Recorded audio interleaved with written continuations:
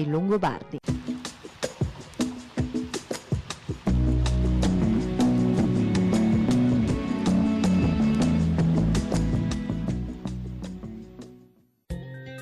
Mercoledì 2 maggio, San Atanasio. È il 122esimo giorno dall'inizio dell'anno, ne mancano 243 al termine. Il sole sorge alle 5:59, tramonta alle 20:21. La luna sorge alle 22:52, tramonta alle 7:43.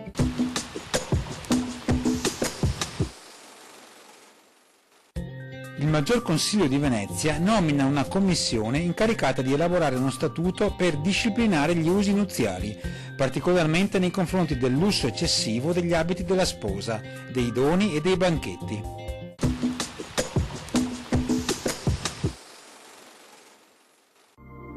Le previsioni per domani: cielo spesso nuvoloso, piovaschi, rovesci o temporali in vari momenti del giorno interesseranno tutta la regione. Temperature generalmente in aumento, sulle pianure stazionarie e nelle ore diurne.